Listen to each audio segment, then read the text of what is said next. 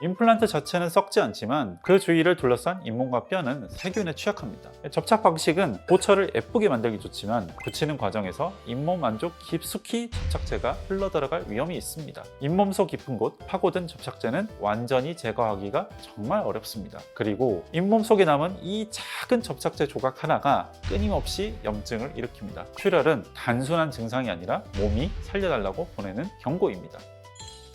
안녕하세요. 군포 시민분들의 치아 건강을 책임지고 있는 치아건축가 김광현입니다. 지난 두 편의 영상에서 임플란트 후 음식물이 계속 끼는 문제, 그리고 씹을 때 내이 같지 않은 이물감에 대해 말씀드렸습니다. 혹시 그 영상 보시고 그래도 괜찮겠지 하고 넘기셨다면 오늘 영상은 꼭 끝까지 보셔야 합니다. 왜냐하면 그 불편함, 이미 뼈가 녹기 시작했다는 신호일 수 있습니다. 임플란트 한 지 1, 2년 지났는데 그 부위 잇몸이 자주 붓습니까? 양치할 때마다 피가 나고 가끔 묵신거리시나요? 그렇다면 그건 그냥 가벼운 잇몸 염증이 아닐 수 있습니다.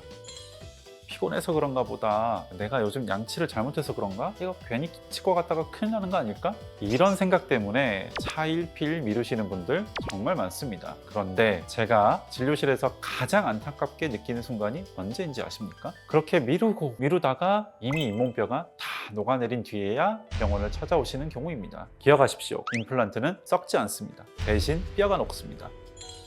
왜 임플란트 주변 잇몸이 붓고 피가 날까요? 원리를 짧게 정리해 보겠습니다. 임플란트 자체는 썩지 않지만 그 주위를 둘러싼 잇몸과 뼈는 세균에 취약합니다. 여기서 중요한 건 구조적 조건입니다. 지난 영상에서 말씀드린 이머전스 프로파일, 즉 잇몸에서 치아가 올라오는 곡선이 과도하게 블록하거나 안쪽에 턱이 져 있다면 그곳은 칫솔이 닿지 않은 영역이 됩니다. 이런 구조에서는 음식물과 플라그가 반복적으로 정체됩니다. 이 상태가 지속되면 먼저 잇몸살에 염증이 생깁니다. 출혈과 붓기가 반복되는 단계입니다. 이것이 임플란트 주위 점막염입니다. 하지만 여기서 멈추지 않고 세균 자극이 계속되면 염증이 뼈로 확산됩니다. 그 순간부터는 단순한 잇몸 문제가 아니라 뼈가 녹기 시작하는 임플란트 주위염입니다.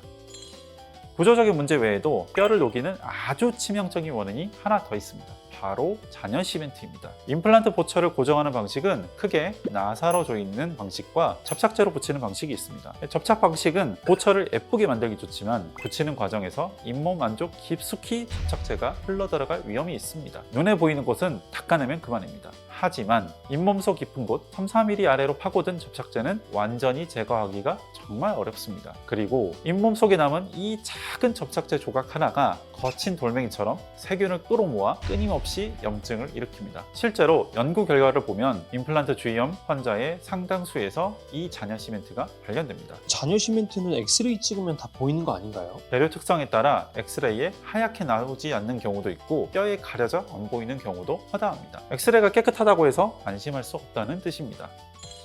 그래서 요즘은 이런 리스크 자체를 완전 차단하기 위해 아예 접착제를 쓰지 않는 나사 고정 방식, 즉 시멘리스 보철을 많이 선택합니다. 저희 서울그린치과 역시 이 방식을 적극 활용하고 있습니다. 이론적으로는 잔여 시멘트 위험이 0%니까요. 하지만 여기서 정말 중요한 팩트가 있습니다. 방식 자체가 정답은 아니라는 겁니다. 접착 방식을 써도 의사가 철저하게 확인하면 안전하고 시멘리스 방식을 써도 예초에 형태 설계가 잘못되면 염증은 무조건 생깁니다. 핵심은 어떻게 확인하고 마무리하느냐입니다. 그래서 저희는 최종 보철을 한 번에 덜컥 붙여버리지 않습니다. 임시 치아 기간을 거치면서 잇몸의 반응을 살피고 최종 접착 전에는 보철을 다시 한번 빼가지고 잇몸 하방에 문제가 없는지 두 눈으로 직접 확인합니다. 접착제를 최소화하고 탈부착 검증을 거친 뒤에야 비로소 최종 고정을 합니다. 솔직히 치과 의사 입장에서 정말 번거로운 과정입니다. 하지만 잇몸 속에 남은 작은 시멘트 조각 하나가 몇 년 뒤 환자분의 잇몸뼈를 다 녹여버릴 수도 있다는 그 사실을 너무나 잘 알기 때문에 이 과정을 절대 생략할 수 없습니다.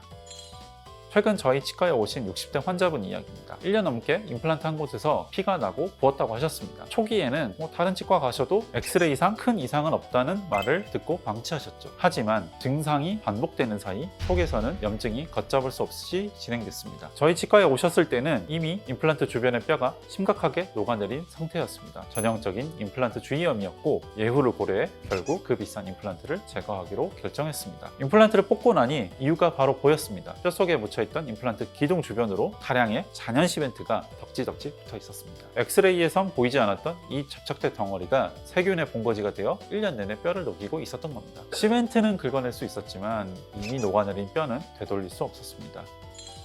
여러분, 반복적인 출혈과 붓기는 절대 가볍게 넘길 문제가 아닙니다. 임플란트는 환자분께서 큰 돈과 긴 시간을 들여서 하신 치료입니다. 그런데 양치할 때마다 피가 나고 붓기가 반복되고 냄새가 나는데도 아직도 내가 피곤해서 그러겠지, 조금만 더 지켜보자며 미루고 계십니까? 그건 적응하고 있는 게 아닙니다. 염증이 진행되고 있는 겁니다. 출혈은 단순한 증상이 아니라 몸이 살려달라고 보내는 경고입니다. 잔여 시멘트가 원인이라면 하루빨리 제거해야 하고, 보철 형태가 문제라면 뜯어 고쳐야 합니다. 열어보고 확인하지 않는다면 속에서 무슨 일이 벌어지는지 아무도 모릅니다. 이미 볼 손실이 끝까지 진행된 후에는 후회해도 소용없습니다. 지금 당장 영상 설명란에 있는 임플란트 염증 위험 자가점검 체크리스트 링크를 눌러서 테스트를 해보세요. 항목 중 2개 이상 해당된다면 이미 문제가 시작됐을 가능성이 높습니다. 점검이 빠를수록 해결이 쉽고 늦을수록 해결이 복잡해집니다. 지금 바로 링크를 눌러 상태를 확인해 보시기 바랍니다. 임플란트는 겉으로 멀쩡해 보여도 속에서 무너질 수 있습니다. 지금까지 군포 서울그린치과 보철과 전문의 김광현이었습니다. 감사합니다.